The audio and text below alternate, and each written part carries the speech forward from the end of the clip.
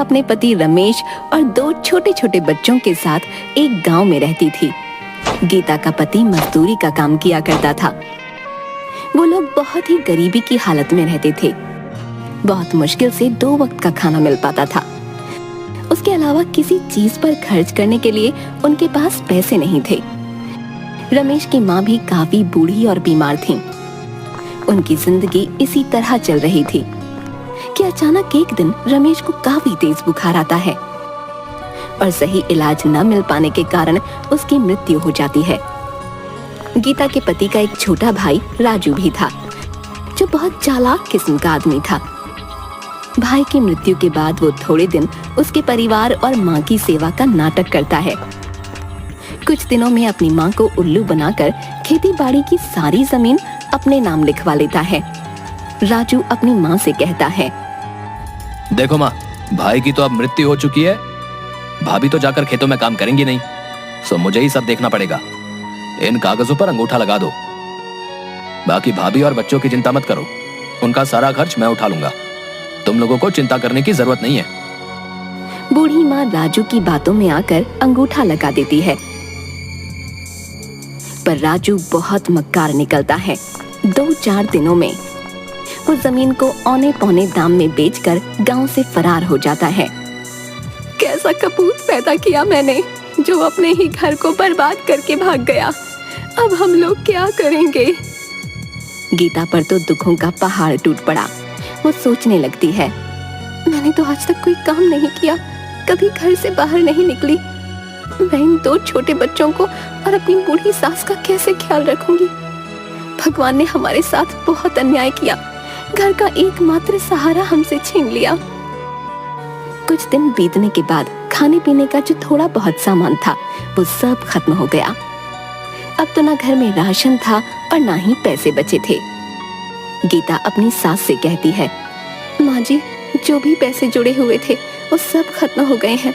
कुछ दिन तो कट गए, पर अब आगे का कुछ सोचना पड़ेगा। आस पड़ोस के लोग कुछ दिन तो उन लोगों की मदद करते हैं, पर धीरे धीरे सब लोग उन्हें उनके हाल पर छोड़ देते हैं। गीता अपनी बेटी से कहती है, बेटी, अब बस केवल थोड़े से दाल और चावल ही बचे हैं। आज का ही खाना बन पाएगा। कल से मुझे कुछ काम ढूंढने जाना पड़ेगा। मैं बहुत चिंतित हूँ कि तुम लोगों को अकेला छोड़कर मैं काम पर कैसे जाऊंगी। माँ जी भी तो बीमार रहती हैं, उन्हें किसके भरोसे छोड़कर जाऊं? आप चिंता बिल्कुल न करें। आप तो भगवान की इतनी पूजा करती हैं, वो जरूर आपकी मदद करेंगे। हाँ बेटी, अब भगवान ही हमारी मदद कर सकते हैं।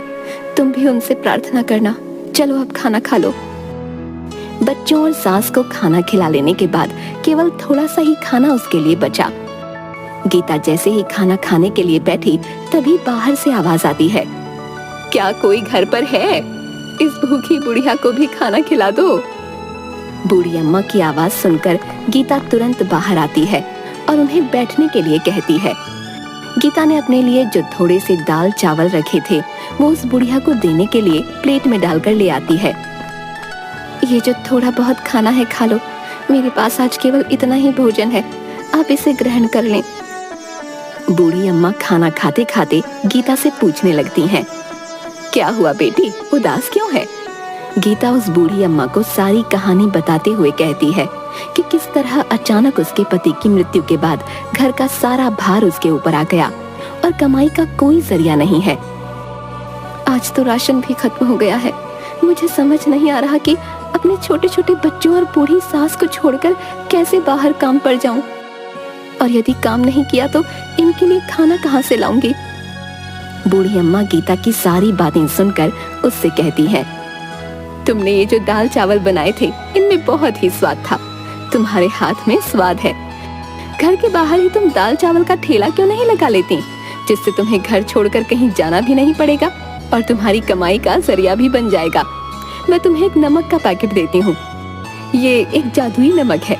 तुम अपने खाने में इसी पैकेट से नमक डालना, फिर देखना उस खाने का स्वाद। तुम्हारा सारा खाना हाथों हाथ बिक जाएगा और तुम्हें कभी पैसे की कोई परेशानी नहीं होगी। ये कहते हुए बूढ़ी अम्मा गीता को एक नमक का पैकेट देती हैं। आपका बहुत बहुत शुक्रिया अम्मा, आपने तो मेरी समस्या हल कर दी। अब मैं घर पर रहकर ही सब काम कर लिया करूंगी और मुझे अपने बच्चों को छोड़कर कहीं दूर भी नहीं जाना पड़ेगा। तुम बहुत ही अच्छे दिल की औरत हो। तुम्हारे मन में लोगों के लिए दया भाव है और तुम लोगों की मदद करना चाहती हो, इसीलिए मैं तुम्हें ये जादुई नमक दे रही हूँ। ये तुम्हारी बहुत मदद करेगा। हाँ, ये याद रखना, ये पैकेट कभी भी खाली नहीं होगा। बस तुम इसे एक जगह संभाल कर रख देना और हमेशा खाने में नमक इसी में से डालना। भगवान तुम्हारा भला करेंगे। ये कहते हुए वो बूढ़ी अम्मा वहाँ से चली जाती हैं। गीता अगले ही दिन भगवान का नाम लेकर खाना बनाने का काम शुरू करती है। पहले दिन वो दाल चावल ही बनाती है और उसमें वही जादुई नमक डालती है। वो अपने आसपास के सभी घरों में कहलवा देती है कि आज से वो दाल चावल बनाकर बेचने का काम शुरू कर रही है। किसी भी दाल चावल लेने हो वो उससे खरीद सकता है। पहले ही दिन कुछ लोग गीता से दाल चावल खरीद कर खाते हैं, तो उसके दाल चावल के स्वाद से वो लोग बहुत खुश होते हैं। गीता बहन, वाह क्या बात है, ये दाल चावल तो बहुत ही स्वादिष्ट है? हम भी रोज घर में दाल चावल बनाते हैं, परंतु ऐसा स्वाद तो कभी भी नहीं आया भाई। हाँ भाई, ऐसे दाल चावल ना गुड्डू की माँ जो है 100 साल लगा कर भी नहीं बना पाएगी, बता रहा हूँ। स्वाद आ गया भाई सच में। गीता के बनाए दाल चावल धीरे धीरे पूरे गांव में मशहूर हो जाते हैं। पूरे गांव भर में उसके दाल चावल की तारीफ होने लगती है। उस जादुई नमक के स्वाद ने अपना जादू चला दिया और गीता के बनाए दाल चावल गांव भर में मशहूर हो गए। अब गीता जितना भी खाना बनाती वो हाथों हाथ बिक जाता। गीता की अच्छी खासी कमाई होने लगी और उसके पास पैसे भी जुड़ने लगे। गीता अपनी सास से कहती है, माँ जी, हमारे बनाए दाल चावल पूरे गांव भर में सबको पसंद आ रहे हैं और रोजाना ग्राहक बढ़ते ही जा रहे हैं। अब हमारे घर में पैसे की कोई कमी नहीं है। मैं सोच रही हूँ क्यों ना मैं अपने साथ काम करने के लिए एक नौकर को रख लूं और हम दाल चावल के साथ साथ सब्जी और रोटी भी बनाकर बेचेंगे, जिससे कि हमारी कमाई और बढ़ेगी। हाँ हाँ, क्यों नहीं बेटी, तुम इतने मन से और साफ सफाई से खाना बनाती हो तो खाने में तो स्वाद आएगा ही। तुम इसी तरह मेहनत करती रहो, भगवान तुम्हें सफलता देंगे। बस फिर क्या था, गीता अगले ही दिन से मुन्ना नाम के एक लड़के को अपने साथ काम करने के लिए रख लेती है। खाना तो गीता ही बनाती थी, जिसमें वो जादुई नमक डालती, परंतु खाना परोसना, ग्राहकों से पैसे लेना और उन्हें खाना डाल कर देना, ये सब काम के लिए उसने मुन्ना को रख लिया। मुन्ना काफी गरीब था और चालाक भी। जब उसने देखा कि गीता का बनाया हुआ खाना इतना बिकता है तो वो सोचने लगा, क्यों ना मैं भी किसी तरह खाना बनाकर अपना अलग ठेला लगा लूं। यहाँ नौकरी करते तो मुझे 4 पैसे ही मिलने वाले हैं, परंतु अपने ठेले से मुझे अच्छी कमाई हो जाएगी। मुन्ना अपने दोस्त से कहता है, अरे यार, ये दिन भर की नौकरी करने के बाद मेरे हाथ में तो कुछ भी नहीं आता। इतनी कम तनख्वाह में भी भला गुजारा होता है क्या? है?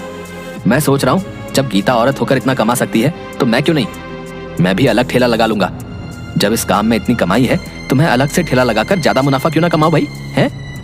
कब तक उस गीता का नौकर बना रहूंगा? पर भाई, ठेला चलाने के लिए तुम्हें गीता जैसा स्वादिष्ट खाना भी तो बनाना होगा कि नहीं? है? अभी तुम कुछ दिन उसे देख देख कर उसके जैसा खाना बनाना सीख लो, तभी नौकरी छोड़ना। हाँ, ये तो तू बिल्कुल ठीक कह रहा है। उसके जैसा स्वादिष्ट खाना बनाऊंगा तभी तो मुनाफा होगा। मुन्ना सोचने लगता है, गीता खाने में ऐसा क्या डालती है जिससे उसके खाने का स्वाद इतना बढ़ जाता है? ये बात पता करनी पड़ेगी। यदि मेरा खाना गीता के खाने की तरह स्वाद बनेगा तभी तो बिकेगा। एक दिन छुपकर मुन्ना गीता को खाना बनाते हुए देखता है। वो बहुत ध्यान से देख रहा था कि गीता ने कोई खास मसाले नहीं डाले, बस एक डिब्बे में से नमक निकाल कर खाने में डाला। मुन्ना सोच में पड़ जाता है, बस केवल नमक मिलाने से खाने में इतना अनोखा स्वाद कैसे आ जाता है? हो ना हो इसी नमक में कोई खास बात है। यदि मैं इसका नमक का पैकेट चुरा लूं तो मैं भी इससे जो खाना बनाऊंगा उसमें वैसा ही स्वाद आएगा जैसा कि गीता के खाने में आता है।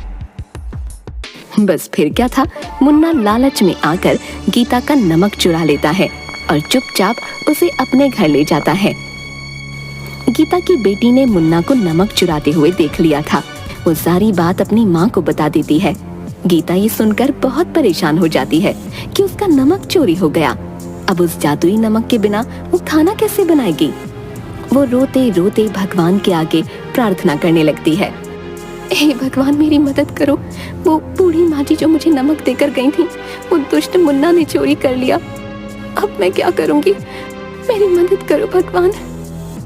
गीता जैसे ही रसोई घर में खाना बनाने जाती है, वो देखती है कि वैसा ही नमक का एक और पैकेट वहाँ पड़ा है। गीता ये देखकर बहुत हैरान हो जाती है कि ये नमक का पैकेट यहाँ कैसे आ गया। गीता भगवान का शुक्रिया अदा करती है कि उन्होंने उसकी मदद की। वो तुरंत जादुई नमक से खाना बनाने लग जाती है। उधर दूसरी ओर मुन्ना भी उस चुराए हुए नमक से खाना बनाकर अपने ठेले पर लगाता है और सभी लोगों से कहता है, आइए आइए और मुन्ना के ठेले पर आकर स्वादिष्ट खाना खाएं। लोग मुन्ना के ठेले पर खाना खाने आते भी हैं, पर जैसे ही वो लोग खाना मुंह में डालते हैं उसे थूकने लगते हैं। अरे थू थू थू थू थू थू, हैं? इतना बेस्वाद और गंदा खाना है। इसमें तुमने नमक मसाले डाले हैं या जहर डाला भाई? हैं? थू थू थू थू थू थू। हमारे सारे पैसे बर्बाद कर दिए। ये खाना तो कोई जानवर भी नहीं खाएगा। लाओ हमारे पैसे वापस करो। सभी लोग मुन्ना को भला बुरा कहने लगते हैं और अपने पैसे वापस लेकर वहाँ से चले जाते हैं। वो बहुत दुखी होता है कि उसने तो पैसे उधार लेकर बहुत सारा खाना बना लिया था, परंतु सारा खाना बर्बाद हो गया, जिससे उसका बहुत नुकसान हुआ। अगले दिन मुन्ना रोते हुए गीता से माफी मांगने जाता है। उसे समझ में आ गया था कि एक भली औरत के साथ बुरा करने और चोरी करने का अंजाम उसे मिल गया है। वो गीता के आगे हाथ जोड़ते हुए कहता है, गीता बहन, मुझे माफ कर दो। मैंने तुम्हारा जादुई नमक चुराकर फायदा कमाने की सोची, परंतु मैं ये भूल गया कि जादुई चीज तो उसी व्यक्ति के यहाँ काम करती है जिसे वो दी जाती है। मैंने लालच में अंधे होकर तुम्हारा जादुई नमक चुरा लिया। मुझे माफ कर दो और मुझे अपने पास दोबारा काम पर रख लो। मैंने तुम्हारे यहाँ नौकरी छोड़कर बहुत बुरा किया। मेरे छोटे छोटे बच्चे भूखे मर जाएंगे। मुझ पर दया करो। मैं आइंदा कभी भी तुम्हें शिकायत का मौका नहीं दूंगा। मुन्ना को इस तरह से रोते देख गीता का मन पसीज जाता है। गीता मुन्ना से कहती है, अरे अब तुम रोना बंद करो। मैं इतनी कठोर नहीं हूँ कि तुम्हें दोबारा काम पर ना रखूं और तुम्हारे बच्चों को भूखा मरने के लिए छोड़ दूं। तुम्हें अपनी गलती का एहसास हो गया, बस इतना ही काफी है। पर आगे से हमेशा ये बात याद रखना कि किसी दूसरे की चीज पर अपनी नियत खराब मत करना, क्योंकि चोरी की चीज कभी तुम्हें अच्छा फल नहीं देगी, बल्कि उसके दुष्परिणाम ही तुम्हें भुगतने पड़ेंगे। मुन्ना को अपनी गलती समझ आ जाती है और उसके बाद से वो पूरी ईमानदारी के साथ गीता के यहाँ काम करने लगता है।